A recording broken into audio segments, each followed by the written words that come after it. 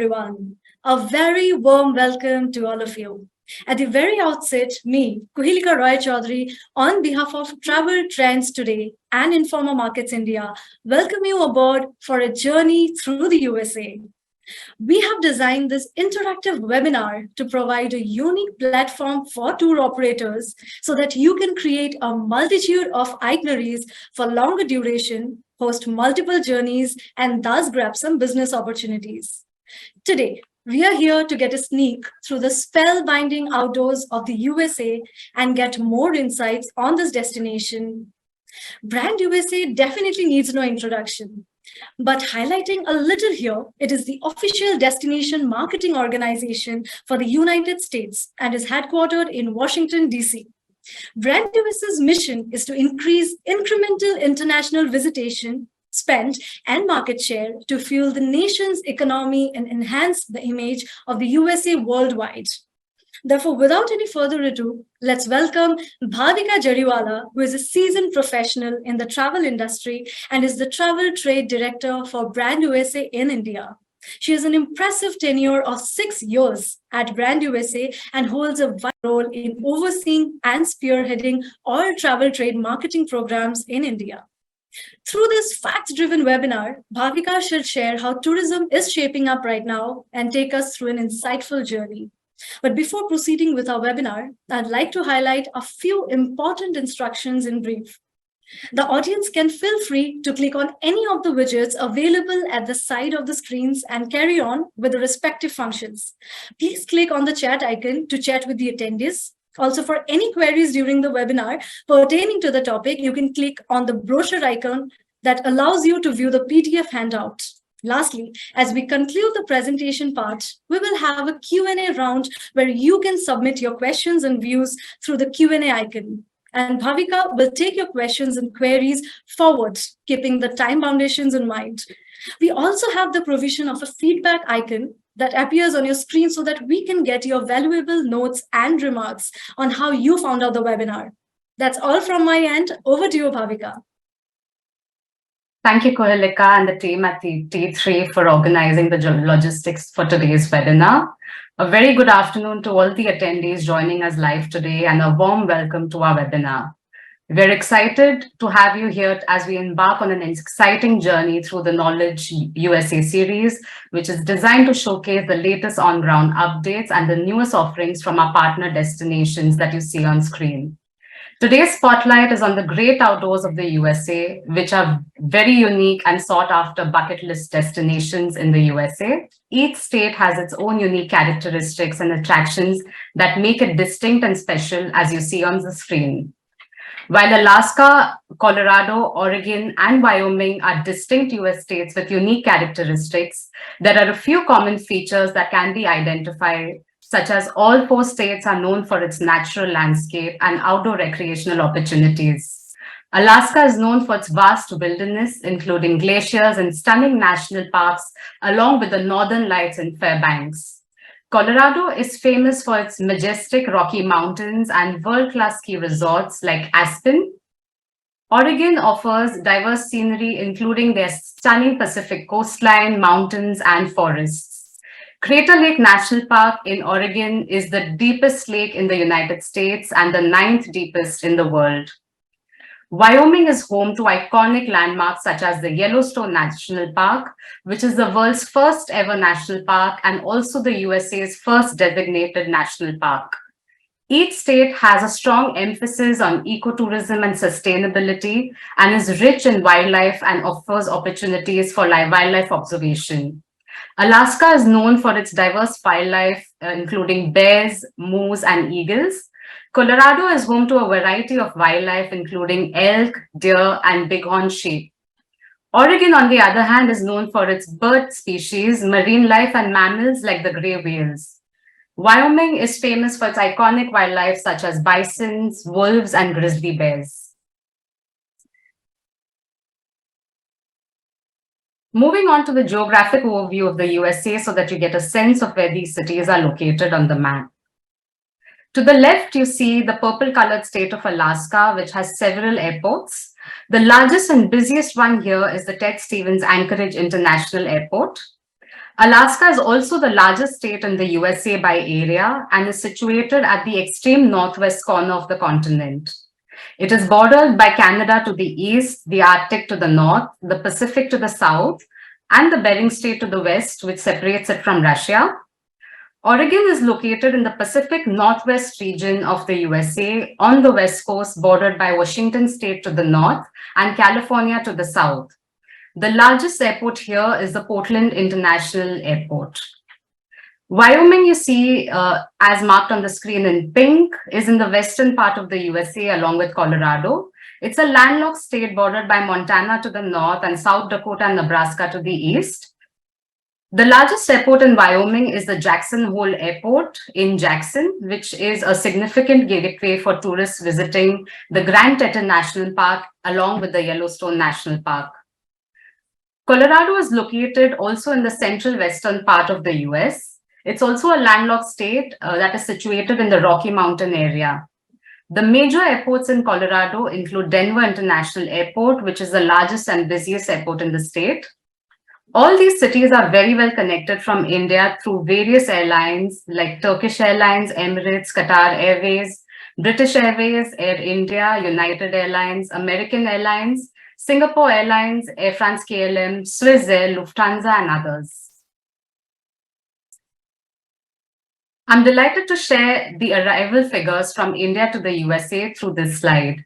The travel recovery from our market has been phenomenal, and we had 1.2 million Indian visitors between January to December of 2022, making India the sixth largest international market for the USA.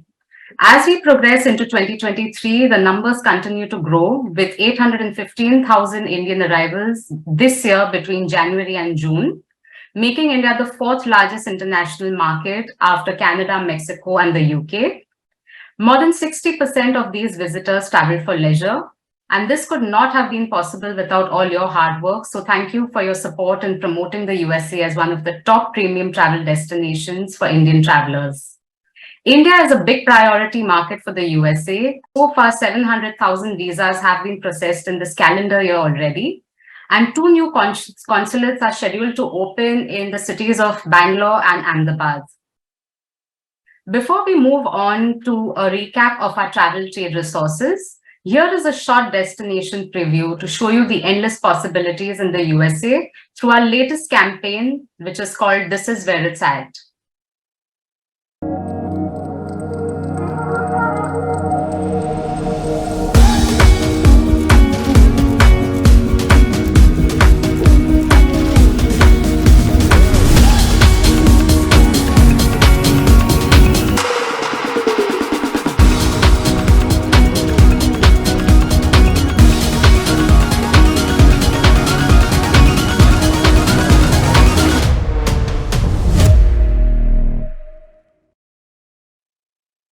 So I really hope you enjoyed that short snippet. It was a 30-second video on our latest campaign called This Is Where It's At.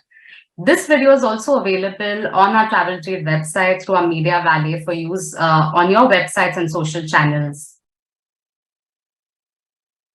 Here's a quick recap of the Travel Trade website, which is a one-stop shop for all the information you need to promote USA holidays. The latest addition to our website is the What's New tab at the bottom, which provides updates on the new hotel openings, new attractions, new museums, flights, etc. We also have 32 ready-to-use day-wise itineraries called Road Trips USA, along with a media library, which has free HD quality images and videos that can be used for destination promotion. A DMC directory is also available along with the Trip Planner, which is a free real-time itinerary curating software. And also don't forget to follow us on Instagram. Our official handle is @VisitTheUSA. And feel free to reshare travel ideas and content from Brand USA's page to inspire your followers. Here's a look at Road Trips USA, which is a multi-state road trip itinerary collection. There are 32 itineraries across diverse travel themes, right from the outdoors to shopping, wine trails to history, music to city breaks. These road trips are inspirational and bookable through DMCs listed on our website. We're excited to share that the itinerary PDF is readily available for download on our trade website, making it more accessible for you to incorporate into your company website.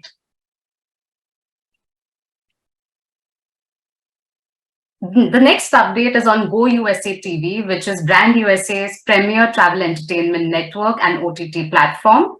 This is where you can watch stories about the USA's must-see places, great outdoors, foodie hotspots, amazing road trips, and more through the series, documentaries, and movies which are available. It's currently available on the App Store as well as on the Play Store for free, and it's also available on smart TV channels as you see on the screen. This is called the USA Trip Planner, and it's a really important resource for anyone who's planning FIT travel for their customers. Even if you don't know the destination, the Trip Planner makes it very easy for you to curate a day-wise itinerary within seconds. All you need to do is enter the state or the city or the region in the search box along with the date range. And you can select the activity preferences as you see on the screen. So whether it's shopping, wildlife, history, relaxation, beaches, etc. You can tick on those boxes and choose a pace of the itinerary. So it can be slow and easy for senior citizens. It can be medium for families and fast paced for millennials. After you key in these, you will get a day-wise and a time-wise itinerary with a map which will be available, which can be sent to your customers as a first response. And depending on the customer's feedback, you can add and delete things and then send it over to a DMC for costing or work on it online through the B2B portals. Coming to the USA Discovery Program, this is Brand USA's free e-learning program for the travel trade. And many of you may already be registered on this because we have had a really great response from India for this program. There are 65 different badges available, which range for the duration to complete about 15 minutes. And then you do an MCQ sort of a quiz, which is generally about 8 questions. So to complete each badge, it takes you about 15 to 20 minutes if you do it at one go. And I'd highly recommend you take this up and register if you've not already to become a USA expert. And we're constantly running incentives to motivate you to complete new badges. The current incentive, which ends on Monday next week, is the Mall of America incentive. So all you need to do is register and take the Mall of America badge and enter the lucky draw to win a $100 gift card from Mall of America. So please do register on usadiscoveryprogram.in.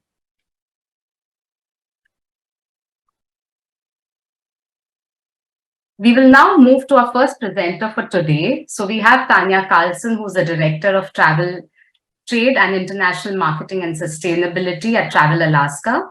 So she's pre-recorded today's presentation for us. And now we'll over to Tanya, please. Hello, thank you for joining today. I'm Tanya Carlson, Director of Travel Trade, International Markets, and Sustainability here at ATIA. And I'm excited to share just a little bit about Alaska, the US's largest state. So as I mentioned, Alaska is big, and this gives you an idea of how Alaska stacks up to the continental United States.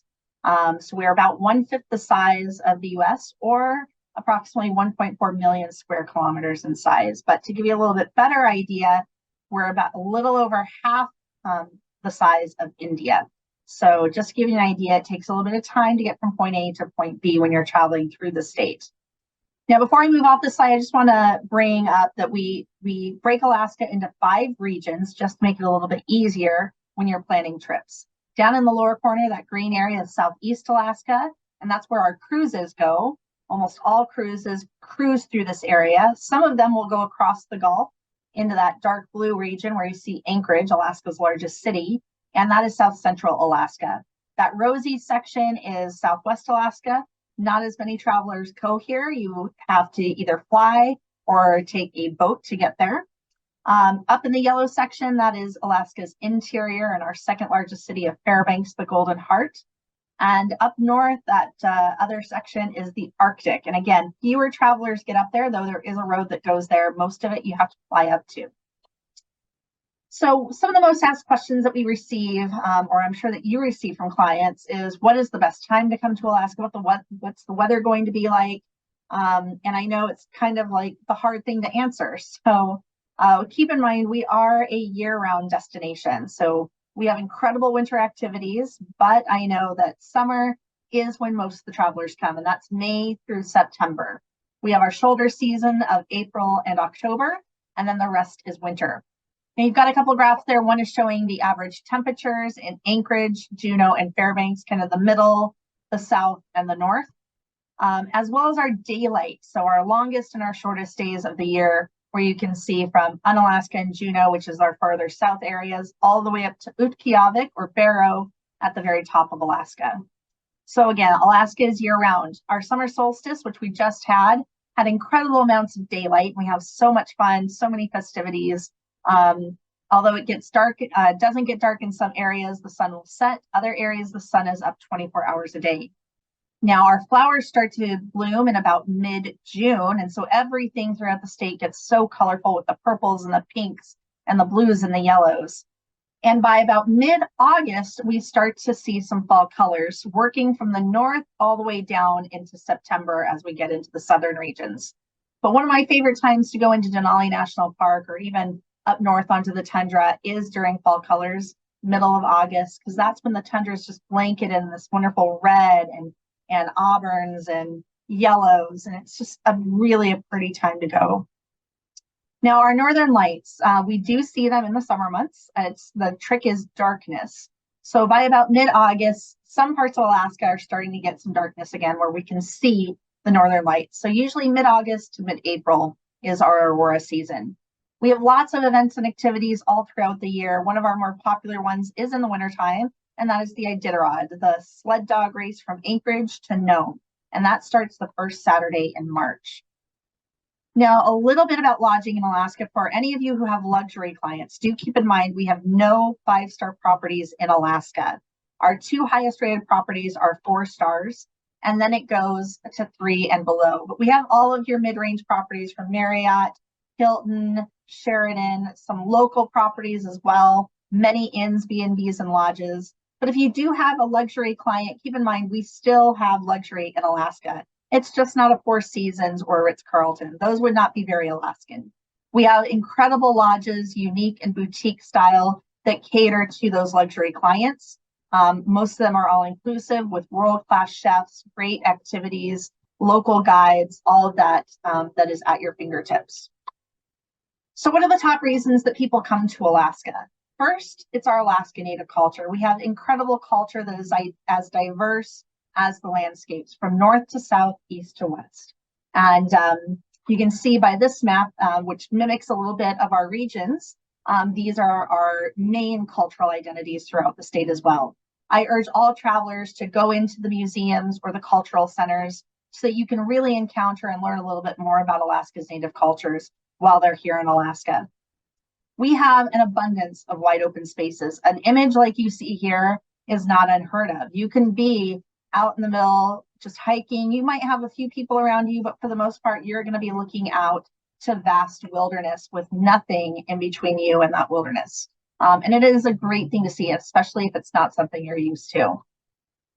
So with all of those public lands, lots and lots of places to go out and recreate. So we have 11 national parks and preserves. In fact, of the 84 million acres of national parks in all of America, 54 million acres of them are in Alaska. And that's not counting our historic parks, our national monuments, our state parks, national forests, and state forests. So there's a lot of room to recreate. We also share one World UNESCO Heritage Site with Canada that is the largest internationally protected wilderness in the world. And that is from numbers 4 and 2, with the white area in Canada in between, connecting the two. Now, with all that wilderness is also mountains and glaciers. We have roughly 100,000 glaciers in Alaska, and we have 17 of the 20 highest peaks of the US found here in the state, including the tallest mountain in North America, Denali, at 20,310 feet. We have 3 major mountain ranges, over 24 smaller ranges, so almost anywhere you travel in Alaska, you can see mountains either up close or in the distance. And one of my favorite things for living in Alaska, the wildlife. We have incredible wildlife, from the wonderful bears that you see here. There's caribou, whales, all sorts of marine life. We have muskox pictured there, kind of a holdover from the last ice age. We have about 90 species of mammals in Alaska, nearly 500 species of birds that call Alaska home or migrate to or through Alaska, like those sandhill cranes you see. In fact, we also have some amphibians. We have a few frogs that live in Alaska. And fortunately, we have no reptiles. You're not going to be out hiking and encountering any snakes while here. But wildlife is really just a way of life in Alaska. This is taken from my doorbell camera. So yes, we have moose that wander around even in the city, just looking for their food. And always keep a note, we want to leave the wildlife alone because they are wild and we want to view them from afar. We're a great multi-generational destination. So there's something to do for the whole family from young to older alike. And you can do it all together or you can split up and into activities throughout the day. So we have great educational activities. We have hiking that's very easy, nice even trails to the more strenuous. Likewise, dayboat cruises, cultural centers. There really is something for the mild to the wild. Excuse me. As I mentioned, we are a year-round destination. So all of those snow activities you can think of, dog sledding, cross-country skiing, downhill skiing, and so on and so on. All of that is available in Alaska, including what most people come to Alaska for, which are the Northern Lights. We are a great destination for those Northern Lights, especially up around Fairbanks, where they have more clear nights than most other places where you can go view Northern Lights. So getting to and around Alaska, this is a little bit of a distance guide for you. I'll stay on for just a moment. If you were to drive from Anchorage to Fairbanks straight through without stopping, it's about a 6 to 6.5 hour drive. And you miss a lot if you're not going to stop. You want to be able to stop overnight, really, take part in the activities, go out and explore the landscapes. There's so much to see and do in between those two. And likewise, the other areas as well. So know the distances, know that you want to take some time in between and plan accordingly. So lift coming into Alaska, we have great lift from the continental United States. So feeding those international flights on in. The only international flights direct to Alaska are actually out of Frankfurt. So most of the flights are going to go through the continental United States. And then it's, a direct flight up to Alaska. You can see a lot of the main cities connect into Anchorage or Fairbanks. And then Seattle is our main feeder for Juneau and Southeast. Looking back at this map, I'm just pointing out the black lines here. Those are our roads. And notice how much of the state has no roads. Keep that in mind. But if you have fly drive clients that are interested in coming here and exploring on their own, it is very easy to get around. They're not going to get lost while traveling in Alaska. But if they want somebody else to take care of all of that travel for them, that's not a problem. We have shuttles that will get from point A to point B. The Alaska Railroad goes as far south as Seward and as far north as Anchorage, and they have stops in between that you can get off and overnight.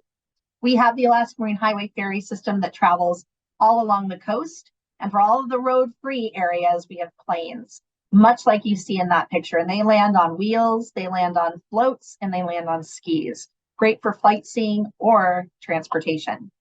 Now, for additional information, we have the our official state vacation planner, which you can download at travelalaska.com, a wealth of information, both in the planner and on the website. We also have our Alaska Culture Guide, and that can be found online as well.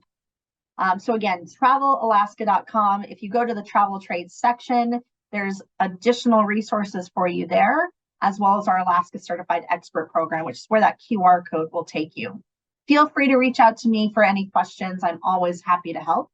But otherwise, I'm going to leave you at this point. I thank you for joining today. And we have a short video that just talks about why Alaska is home for us. Thank you.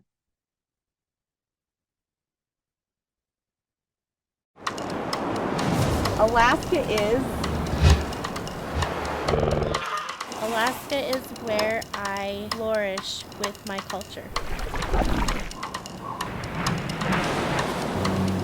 Alaska is where I smile the most. Where I am the happiest in life. And I love it.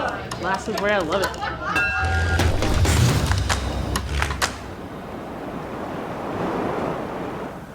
We are in the prime of trout fishing on the Middle Kenai. Any kind of fishing you like to do, we make it happen, and I just got a fish. Pretty nice size, so we'll go ahead and let her go. It is the best job in the world. Nice. Nice, buddy. Alaska is where I have the best office in the world and the best commute. What is unique about this tour is we can get you up and close and personal to icebergs. Alaska is where I challenge myself and connect with nature. The best part about flying in a helicopter is in a matter of moments you can get somewhere almost like a magic carpet ride. It's very remote. This truly is the backcountry of Alaska. Alaska is where there is true freedom, and especially in aviation. Oh, a bush pilot's this guy that lands in the bushes and is able to take off again. Alaska always has been and always will be a native place. Our people have been here since time immemorial. Alaska is where indigenous peoples have lived, died, survived, and thrived for thousands of years. Alaska is where I will pass down my knowledge to future generations.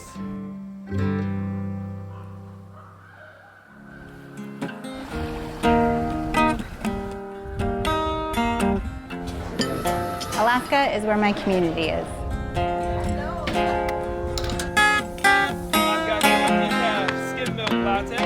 Alaska is where I've been skateboarding all my life and I create murals. One of the biggest misconceptions is that because we're so far away from everything that there aren't these things that exist, but visual arts and music really thrive here. The food's good, the beer's good, obviously the bars are amazing. Alaska is where we make the best damn beer in the world.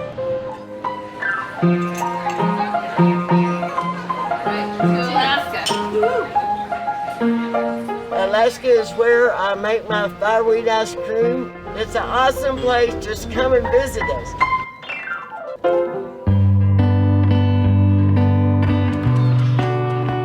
Alaska is my home because this is where my ancestors resided since time immemorial. Alaska is home because of people and community. Alaska's not where people go to hide, it's where people come to find themselves, and then they realize they should have been here all along. I don't know, I just really like the land. I think the land makes me feel at home. And those are things that make me feel at home. And there's no place like it on Earth.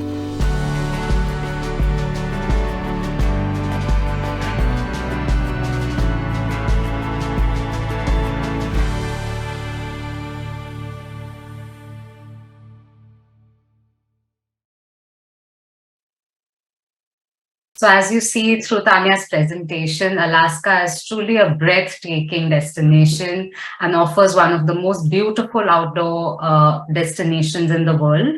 So big thank you to Tanya for that exciting update on Alaska. It's now time to introduce our next speaker for today, who's also a really dear friend, Lorna Davis, who's the Global Sales Manager at Travel Oregon. Over to Lorna. Hi, my name is Lorna Davis, and I'm the Global Sales Manager at Travel Oregon. Thank you for joining me today as we go through a brief overview of Oregon, followed by a video that will show you what you might experience should you find yourself in Oregon, and we certainly hope you do. For any questions you might have, there's lots of answers via traveloregon.com, and that's another great way to explore everything a little bit more in depth than what I'm able to share with you today. With that said, I'm going to go ahead and start sharing my screen and let you know that we're located in the Pacific Northwest coast of USA. Oregon's neighboring states are Washington to the north, California, Nevada to the south, and Idaho to the east. Our economy is driven by agriculture. We grow most everything except for tropical fruit. We have high tech. Intel is located in Oregon. Other headquarters that are homed here in Oregon are Nike and Columbia Sportswear. And of course, our visitor industry is thriving because we have tax-free shopping and so many things to see and do. Salem, Oregon is the capital of Oregon with 160,000 people. Portland, Oregon is the largest city, however, with about 700,000 people, with a little over 1.5 million in the region. And that being said, Oregon has 4 million people in total population, with us being the 9th largest state in the US in landmass. That means there's lots of wide open spaces to explore. Let's see, getting here is easy. Portland, Oregon has an international airport, nonstop service in the US from all major hub cities frequently and daily. JFK, San Francisco, Seattle, Denver, Chicago, Atlanta, LA, just to name a few. Our international nonstop includes London on British Airways, Amsterdam on KLM Delta, Frankfurt on Condor, Reykjavik on Iceland Air, and Vancouver and Toronto on Air Canada. There are other nonstop service available too, and some is seasonal. Portland is located on the Columbia and Willamette Rivers in the shadow of snow-capped Mount Hood. It's known for parks, bridges, cycle routes, as well as for environmental friendliness. There's also a thriving arts and theater and music scene in the city. And with it being just 1 hour from Mount Hood and an hour and 15 minutes from the coast, 30 minutes to wineries, it's got everything that you would want staying in the city just to be able to hub and spoke from there. But if you want to see a little bit more, you can go into a neighboring region, Willamette Valley. There's over 500 wineries there. Oregon has over 1,000 wineries. We grow Pinot Noir, Pinot Gris, and all different kinds of grapes. And I have so many good wineries and tasting rooms for you to enjoy, as well as craft breweries and brew pubs. And lots of food. We grow a lot of food here, so there's a lot of farm to fork experiences. We have a lot of festivals here as well, centered around agriculture, beer, wine, all kinds of things that are really fun events, and they go on year round. Again, TravelOregon.com is a great resource to look up what kind of festivals and events you might experience in one of Oregon's 7 regions. The coast is one of the regions we'll take a look at here. The coast is on the beautiful Pacific, and it is spectacular. There's huge dunes, long sandy beaches, stunning rock formations. The west side of the state is a must during an Oregon trip. There's 11 historic lighthouses, many of which you can visit. And there's whale watching. That's just one of the many activities on the coast, as well as bicycling on the beach. There's 584 kilometers of open public space known as the People's Coast. Yes, you can have access to the coast. Highway 101 is a spectacular drive. Some of it hugs the coastline, such as this in the southern Oregon coast. It's a beautiful place to get out and explore, or just to take in all of the scenic beauty as you're driving along one of Oregon's scenic byways, which, by the way, we have more scenic byways than any other state. Southern Oregon is well loved for many reasons. It's very wild and scenic. The Rogue River runs through Southern Oregon. There's lots of great activities to do there.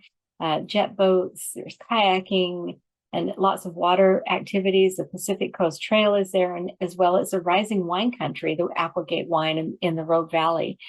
Jacksonville's historic Old Town and the Brit Music Festival, for instance, are very fun. But one of the best parts about Southern Oregon is also home to our only national park, Crater Lake. Crater Lake is the deepest, bluest, and clearest lake in the nation, and also one of the top 10 darkest skies in America, with views of the Milky Way planets, satellites, and thousands of stars. It's a crown jewel of the Rogue Valley, and there's many natural phenomenon even beyond its incredible accolades. Going up to Central Oregon is a very dry, high desert climate, but it's also the playground. A lot of people in Oregon will tell you that that's a great playground. There's rock climbing, there's golfing, there's mountain biking, horse riding, stand-up paddling. Just about anything that you would want to do can be experienced in Central Oregon. Plus 300 days of sunshine a year, a little drier climate, but it certainly is beautiful. Skiing on Mount Bachelor, another great activity in Central Oregon. And then in Central Oregon, Smith Rock State Park is just a quick 40-minute drive out of the city. It's a place where people go to hike and climb. It's just out in the middle of just a beautiful area where you can see all the mountains around. There's this incredible rock formation. Bend is just a natural plethora of great places to eat and drink and enjoy and relax. Eastern Oregon, in the eastern part of the state, has wide open skies, sagebrush plains, craggy mountains. In the far east part of the state are the Wallowa Mountains. They're known as Oregon's Alps, and rightfully so. Wallowa Lake is a glacial lake. It lies in the midst of the spectacular scenery, a lot of camping and outdoor activities here. It's home of the Pendleton Roundup, which is the third largest rodeo in the nation that occurs in September. We have a lot of festivals and events, and rodeos are one of the things that's right up there as fun things to do in the state, pretty much any weekend during the summer throughout the whole state. This is the Painted Hills. It's another scenic area that you can enjoy in Eastern Oregon. Many millions of years of history revealed in the layers of the mountains of the earth, and there's just great times to see it. And there's hiking trails along there that you can get right in and enjoy. The Mount Hood and the Gorge region are another beautiful region of Oregon. Mount Hood has year-round skiing. There's 12 glacial areas there that you can enjoy that year-round skiing. Plus, there's night skiing. It's home of Timberline Lodge, one of the great iconic lodges that you can go and experience a hot cocoa or even an overnight stay. And of course, the majestic Columbia River Gorge just outside of Portland on the way to get to Mount Hood. In a 1-hour drive between Portland and Hood River, there's 77 waterfalls, including our iconic Multnomah Falls. It's absolutely breathtaking and beautiful and been in the scenes of many Oregon movies. So that's a quick journey through Oregon. And now we're going to show you a video. I want to thank you for your time and attention. It's a lot of ground to cover, so to speak, in a few minutes, but I hope that has whetted your appetite for more to discover about Oregon. Thank you so much.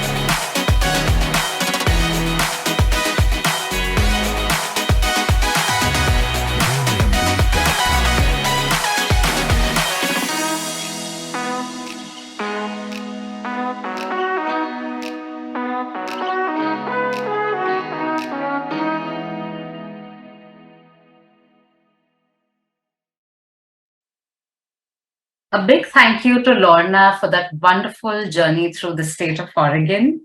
It's really a wonderful destination to add to your West Coast itineraries and can be easily extended over California. Our next presenter for today is Jim Wallenberg from Travel Wyoming. He's the Senior Manager for Global Partnerships. Over to Jim for the Wyoming update. Hi there. My name is Jim Wallenberg. I'm the Global Partnerships Senior Manager for the Wyoming Office of Tourism, and I'm thrilled to be able to share a little bit of Wyoming with all of you. First, thank you very much for taking time out of your days to learn about the various destinations, Wyoming in particular, and thank you to Brand USA for this wonderful opportunity. So I have a few slides that are going to highlight what folks can kind of expect when they come to the state. A lot of outdoor recreation opportunities, a lot of vast wildlife, wilderness areas. So that's really what folks are going to see and experience when they come to Wyoming. So let me share my screen here and get the slides going.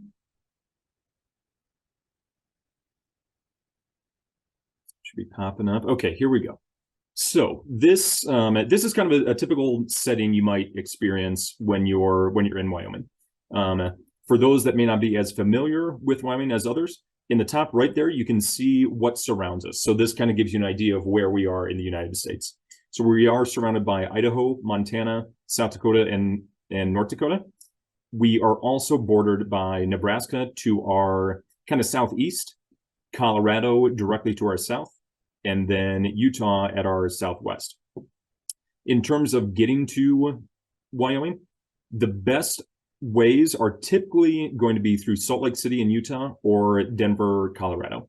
Each of those airports are only about an hour-and-a-half drive to our state, and then you can cruise around in your rental car, your RV, whatever you're rolling in, and start exploring the rest of the state.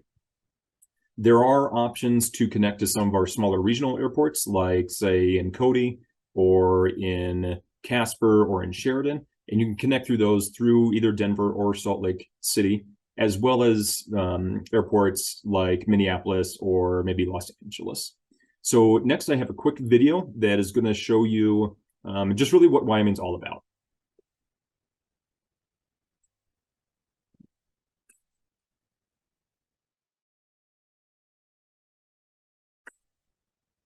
Sorry about that.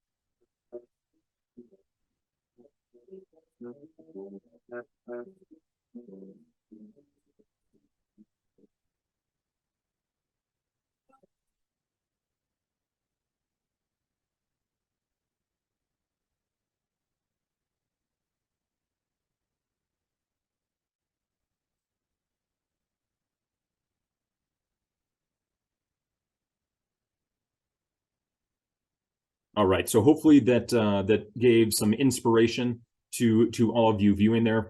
As you can see, it's a very wide open state. Lots of wildlife, lots of natural beauty to experience. You probably noticed some clips there. Kind of looks like cowboy culture from back in the day. That's really what Wyoming is all about. We are known as the cowboy state.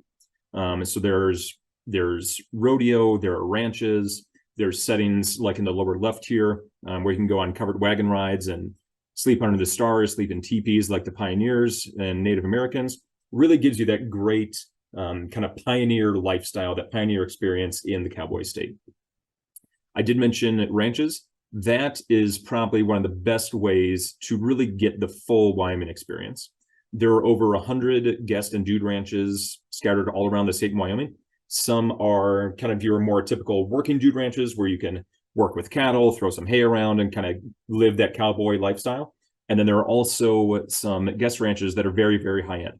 You can think of them as maybe a 5-star all-inclusive resort on a beach somewhere. Obviously, it's not going to be on the beach. It's going to be in the forest, in the wilderness, but you still have all your dining right there, your activities, your accommodations, just everything is encapsulated into one kind of perfect experience. So a ranch stay is certainly something that we like to promote a lot for Wyoming travelers coming in. Also, with the Cowboy State, the rodeo is actually our state sport. So there are everything from kind of local rodeos in smaller communities. For example, Cody, Wyoming, that's in the northwest corner of the state, kind of near, it's the East Gateway into Yellowstone National Park. They have a nightly rodeo every single night of the summertime. So from June to August, if you're traveling through, you can get that rodeo experience in Cody. And then there's also the world's largest outdoor rodeo in Cheyenne, Wyoming. That's our state capital. That happens at the end of July every single year. It's the last full week of July. They do rodeo every single day. There's concerts. There are things downtown. There's parades. So that's really a great cultural experience to, again, go back to that Cowboy State experience. Now, one of our more iconic and more well-known destinations is Grand Teton National Park. You can see on the map here, it's located in the northwest corner, just south of Yellowstone National Park and just north of Jackson. So Jackson's a great destination if you want to hit both parks, just because the proximity to Grand Teton and then Yellowstone, you're right there. You're right at the doorstep. The unique thing about Grand Teton National Park is just kind of the views, the setting that it's in. Absolutely spectacular. You can see from the imagery here, but then there's an abundance of wildlife. There's over 400 bird species that you can find within the park. There's moose, there's bear, kind of you name it, you're going to be able to see that wildlife in Grand Teton National Park. There's also some more active activities you can do. So you can see in the picture here on the left, that is Jackson Lake. You can rent kayaks, paddleboards, boats, go out and do your water recreation. There's a lot of hiking all throughout the national park. There's some wonderful guides and outfitters that, if you're not familiar with hiking yourself, you can link up with one of the guides and outfitters. They'll keep you safe. They'll take you out and just kind of show you the sights, talk to you about the area, and really make sure you have a wonderful and memorable experience. Now, our probably most iconic, and really if folks maybe haven't heard of Wyoming, odds are they've heard of Yellowstone National Park. Yellowstone National Park, 96% of the park is actually in Wyoming. So you can see in that map there, that red section in the upper corner, that's all the part of the park that's in Wyoming. So everything from Grand Prismatic Spring, like you see in the larger picture, to Old Faithful, Geyser going off, at Yellowstone Falls, all that is in Wyoming. So it's something we really like to hang our hat on. Like I said, it's probably our most iconic destination when folks are coming. We know Yellowstone's going to be on the list. So on your way there, you can kind of see all the different routes on the map here. Stop in some of our smaller, off the beaten path, lesser known towns on your way to National Park to get that, just kind of that more local experience throughout your travels. But Yellowstone is really known for all their geysers. So that's what folks are going to see the most of. They could be geysers that erupt like Old Faithful, or geysers that are kind of bubbling along the ground there. Here as well, abundance of wildlife. Most notable, you're going to see, you can, don't like to say we can guarantee it, but you can pretty much be sure you're going to spot some bison throughout Yellowstone National Park. They also have bears. Wolf spotting is another very popular activity that folks like to do in Yellowstone. They can be a little more elusive, a little more difficult to see, but if you are lucky enough to spot a wolf, it's something you'll certainly remember for the rest of your life, and then you can brag to all your friends that you're the lucky one that caught a wolf. Another, probably our third most iconic destination, is Devil's Tower National Monument. This was the first national monument in all of the U.S. Yellowstone was the first national park. Devil's Tower being the first national monument. So as you can see from the image here, it's this massive formation that comes out of the Earth's crust. It stands about 400 meters tall from kind of top to base there. And you can see in the imagery, you can climb it if you have some travelers that are a little more adventurous. There's also a perfect hiking trail along the base. It's about 1.5 kilometers in distance, but it's paved, so it's great for little kids, older adults, and everybody in between. You can do the full loop, or you can just go halfway until you're, getting a little tired, and then circle on back. But it's really a great way to experience and just kind of see the massiveness that is the tower and what makes it so impressive. It's also one of our premier locations for night sky viewing. So stargazing there in the evening time is absolutely incredible. There's no light pollution. The monument itself is kind of in like a flatland area towards the edge of the Black Hills. So your views are completely uninterrupted. It's really a special experience to do that night sky viewing there. And the ranger program at Devil's Tower actually offers a night sky tour. So that's something you can also do if you're a little unsure into stargazing or haven't really done before. You can link up with a tour and get that just memorable experience. And then lastly, one piece that folks maybe don't necessarily think about too much is traveling to Wyoming during the wintertime. A lot of folks don't know, but Yellowstone National Park stays open all year round. You can access it through Jackson and Grand Teton National Park and get in through that south gateway. You get taken in on, you can kind of see the image here, a snowmobile or the giant yellow thing with what look like tank tracks. That is referred to as a snow coach. So you'll hop on either the snowmobile or the snow coach. They'll take you right into the park. You can stay at Old Faithful Snow Lodge, which is right at the base of Old Faithful Geyser. And then you can be, like you see the family here, you can be one of 4 people, 2 people if it's just you and a friend, you and a spouse. And it's just a completely different experience than in summertime. Summertime is our busy time. That's when most travelers are going to be coming through. So you can get a completely different, kind of more personable feeling of Yellowstone National Park in winter. Outside of Yellowstone National Park, in Grand Teton National Park, there is, and just outside of Jackson, there is the National Elk Refuge, where you can go on a sleigh ride being pulled by horses, and you go right through the elk refuge. So you can be, maybe a couple of meters to these wild elk. You're safe. It's in a kind of a controlled environment in the wagon, but you can get right there, get up close and personal with them, see them kind of bucking their horns at each other, bedded down, whatever it may be. So those are 2 pretty unique experiences. Some more things that we're known for wintertime in terms of kind of outdoor recreation. You can go dog sledding, you can go cross-country skiing, downhill skiing, snowshoeing. I mean, you name it, you can still get that outdoor experience in winter that you can in summer. Obviously, you just need to bundle up a little bit more. So still very doable, very, very unique. And like I said, it's kind of a more personable experience just because the crowds aren't there like there typically are during summertime or, maybe even during the fall. So I know that's quick, but that is kind of what folks can experience when they come to Wyoming. They can see settings like Shell Falls, which is in the background here. It's just truly an outdoor lover's paradise, an outdoor enthusiast paradise. And it's something that we're very proud of here in Wyoming. And I hope that this has been a informative experience for you all. I hope you have some good questions. Feel free to reach out to me. I'm sure Brain USA will be able to share some information here. But yeah, I hope this was fun for you. I hope you learned a little bit about Wyoming that maybe you didn't know. And I look forward to seeing some travelers coming through. So thank you for your time, and take care.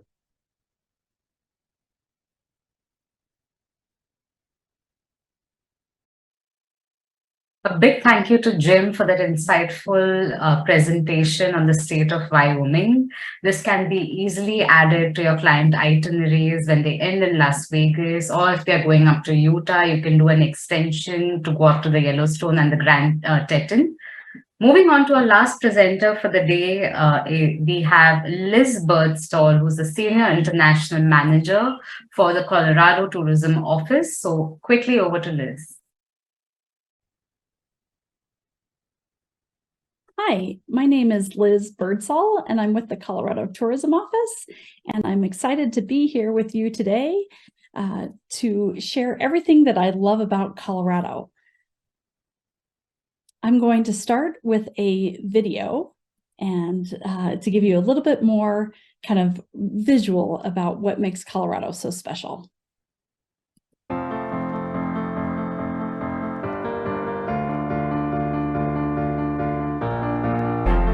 This could be the moment we've been waiting for, the chance to feel alive.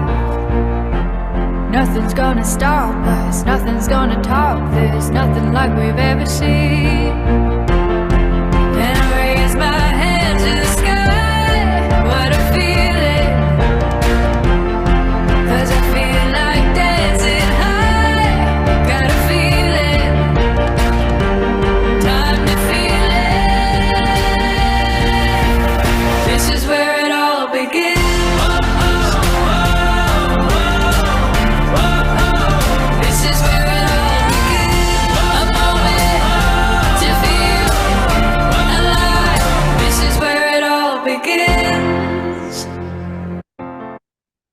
Well, I hope that gave you a great look at Colorado.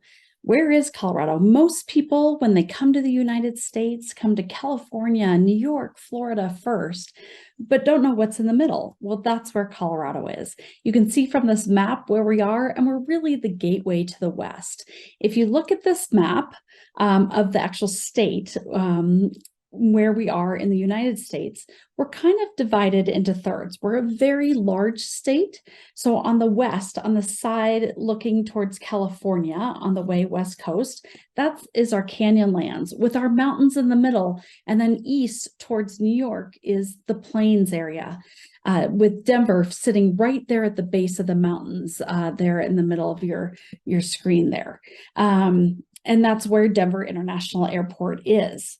We have incredible international air service from all over the world, including down in Latin America with Panama and Copa Airlines, into Europe with United, British Airways, Lufthansa, Air France, servicing all the major airports out of Europe. Canada offers incredible access into Colorado. And then also Narita, Tokyo, services a nonstop air service into Denver. Beyond how to get into Colorado is our regional airports. So you can certainly fly into the West Coast, into LA or San Francisco, fly into Dallas or Houston and Chicago, and then get into our regional airports and throughout the state that offer great air service to many of the major airports throughout the United States. And why Colorado? Why the West? It's such an expansive landscape and so diverse in what you're going to see, from mountains to mesas to grasslands, incredible sites with our ancestral Puebloan history. So really, we are a four-season destination. We are here year-round for all of your adventures, whether it be winter or spring, summer or fall, we've got something for everybody. And we're going to start with our national parks. That's really what is incredible in the state of Colorado, is that we have 4 national parks, beginning with Rocky Mountain National Park. You can see is right outside of Denver, just over an hour to reach it actually is our most visited national park in Colorado and one of the most popular ones in the nation. From there, Black Canyon of the Gunnison is one of our least visited national parks in the state. And it's kind of like our Grand Canyon. It's an incredibly steep canyon that has these black granite walls. With the floor of the canyon is this river that you can hear echoing up through the canyon walls. It's a very peaceful place to go, and also a great place to experience our dark skies. Mesa Verde National Park is certainly a tribute to our ancestral Puebloan history in Colorado and throughout the southwest part of the United States. It's a UNESCO World Heritage Site, and you can actually take tours down into those cliff dwellings between May and October with advanced reservations. And finally, our fourth national park is the Great Sand Dunes National Park. And what makes it so special is that it's home to the highest sand dunes in North America. And you can sandboard down them, sled down them, hike them, horseback ride them, play in the creek that runs right by them. It's really an experience. And until you've been there, it is awe-inspiring. We have 26 byways, so a great way to get off the beaten path, off the main interstates.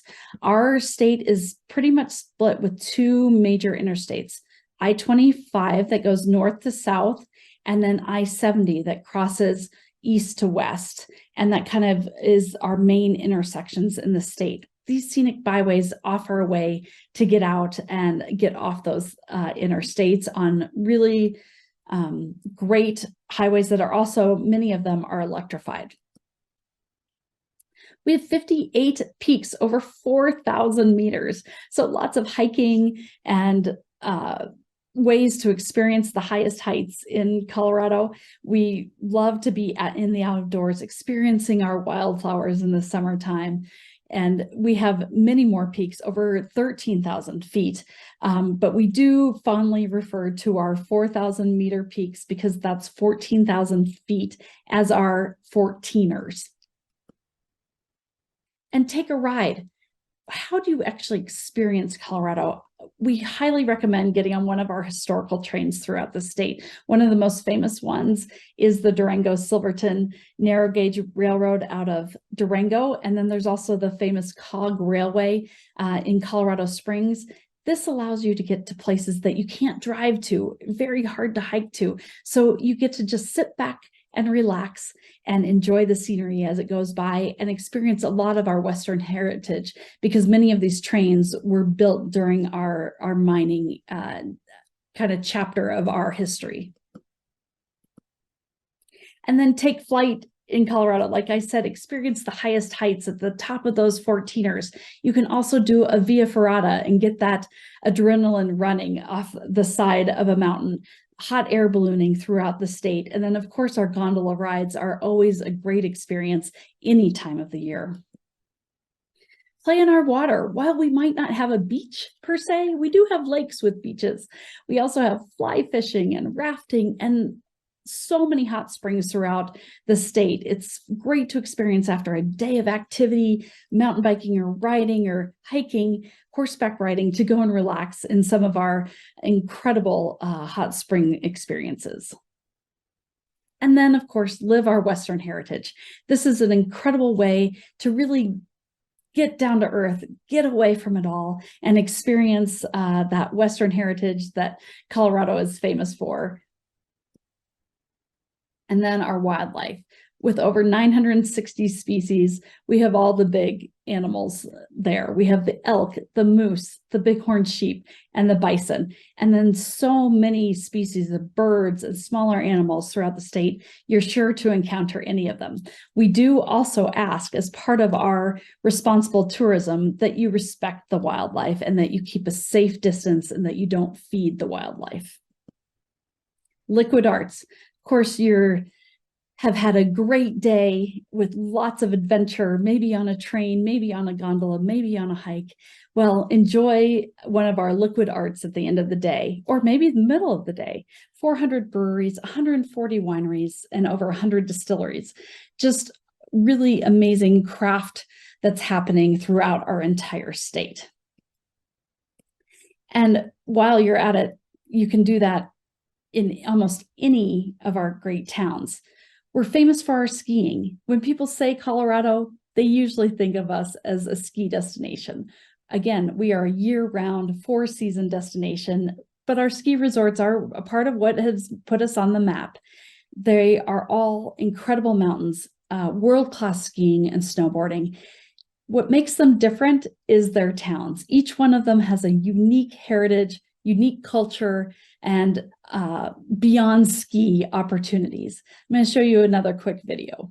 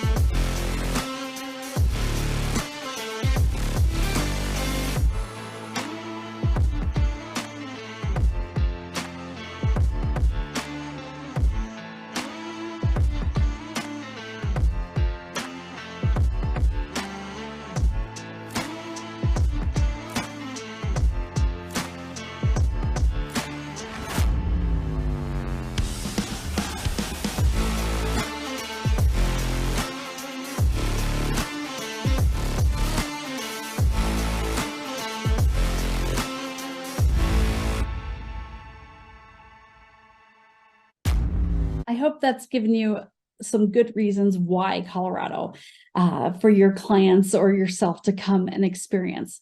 We also want to offer that we have a lot of resources for you to use to find out more information or help answer questions that you or your clients might have. We have holiday guides, one-page information sheets, and suggested itineraries. Those itineraries we've kind of laid out for you, kind of done the work and have about 30 of them for you to review. Everything from a Colorado National Parks tour, a hot springs tour, a dark skies itinerary. So many different options for you to look at. So please let us know if any of these might be helpful for you. We've also taken it beyond Colorado. We know so many people come into the state, they experience Colorado, and then they go and experience our neighboring partners, Utah, Arizona, Wyoming. And we encourage that. We want people to experience the West. It's so special. So we've created those itineraries too with our partners to help work that through for you. And how does that work? How far is it in between these places? The West is very spread out. It takes a while to drive from place to place. So we want to give you that reality of how much it is reasonable to do in one day. And then we also have our Do Colorado Right campaign. This is something that's very important to us. We want visitors to be prepared when they come, know what to pack, how to best prepare, to hydrate, to drink a lot of water. We are a very dry climate. Also to wear sunscreen. The sun is very intense at our altitude. And then also how to be a responsible visitor into our destinations. Like I said earlier, don't approach the wildlife. Pack in what you pack out. Don't leave trash on the trail. Stay on the trail, and different tips like that. So we have this resource as well for you to share with your clients. And then, of course, social media is a great way to learn more about Colorado. Feel free to reach out to me with any questions that you might have, or our general email address as well. And then we can provide you with that, all of those itineraries, one-page information sheets on a Dropbox that we have available for you. So we look forward to hearing from you and answering any questions that you may have. And we sure appreciated this time with you today. Thank you.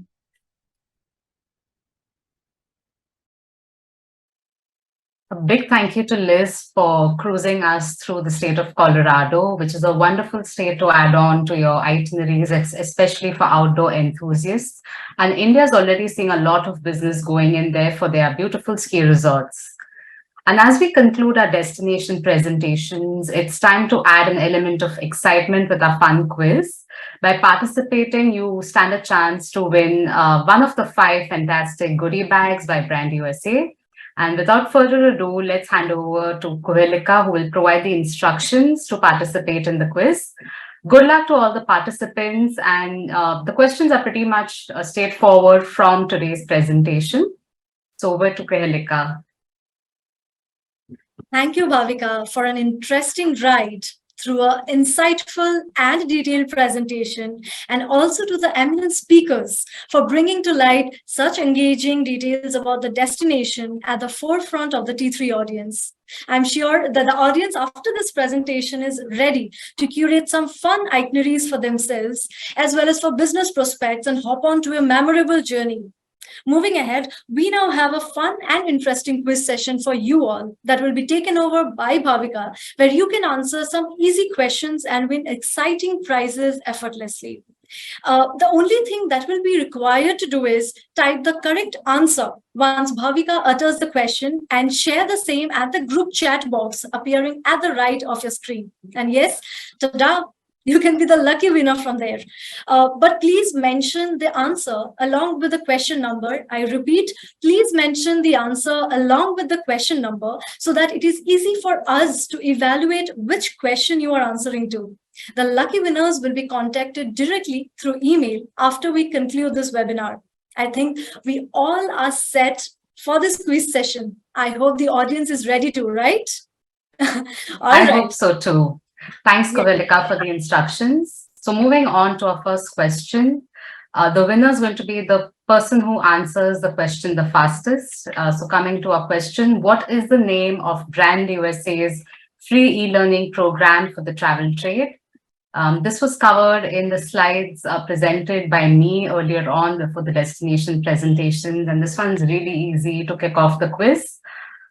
So we'll give you about another 5 more seconds to answer, because if you know it, it should be in the chat box already. The winners of the quiz will be announced through the follow-up email that will be sent by Informa Markets in the next few days. So the right answer to this question is, it's called the USA Discovery Program. So good luck to all of you who answered. You'll soon find out who's the winner. Moving to our second question, in which popular Alaskan city is world renowned for the Northern Lights? So this was covered by me in the fun facts about the destination, and it was also covered by Tanya in her presentation. And this city is no stranger for its Northern Lights, which can be seen from early August to later in April each year. So you can key in the questions in the Q&A tab with the question number and answer. So I think time's up. So the answer to this question is Fairbanks. Fairbanks is known for its Northern Lights located in Alaska. Moving on to our third question, what is the name of the first ever national park in the USA, which is located in the state of Wyoming? This was covered by Jim, and it was also a part of the fun facts about each destination. So answers in the chat box, please. You need to mention the question number along with the right answer. The image on your screen is a big giveaway for the answer to this quiz question. And I'm sure this is really easy. Yellowstone has also become very popular with the India market. Moving on to our next question. Oregon is one of the few states without a sales tax, which means tax-free shopping. Is this true or false? Answers in the chat box with question number 4. This was also mentioned in the presentation done by Lorna. And this is a really easy one. So true or false answers in the chat box, please. So the right answer is that Oregon does not have a state-wise sales tax, which means when you shop in Oregon, you do not pay any sales tax on most retail purchases. And this tax-free shopping policy applies to both the local residents as well as visitors to the state. Moving on to our last question for the day, what is the name of Brand USA's travel entertainment network and OTT platform? Questions in the chat, answers in the chat box, please, against question number 5. This one's also really easy. We have it available through an app, and it's also available as a channel on most smart TVs. This is where you can see the free documentaries, movies, and series which are produced by Brand USA. So I hope many of you got this right. The correct answer for this question is Go USA TV. So be sure to download it right after today's webinar and explore the app. So this brings us to the end of today's webinar. A big thank you to all of you who've attended for spending your afternoon with us. We truly appreciate your support. And as a follow-up, Informa Markets will be reaching out to you with a follow-up email that will include all the travel trade websites for the partners today, along with their contact info. And we also have the Q&A right now. If there are any questions, please do type them in the chat box. I will get back to you, for the sake of time, to maintain the timing. It's already 4:16. So I think we can end today's webinar, and over to Kuhelika, please. Thank you, Bhavika. With this, we have come to the end of this webinar. And thanking again Bhavika and Brand USA for this facts-driven representation of the beautiful destination USA, and also our lovely audience joining us today and keeping your attention intact and engaged throughout the journey. I hope all of you have put your remarks in the feedback section that I'm sure is appearing right on your screens. So therefore, this is Kuhelika Roy Chaudhary signing off as we conclude this webinar, Journey Through the USA, brought to you by Travel Trends Today. Hope to see you all in our next episode of webinars. Stay tuned for more. Thank you so much.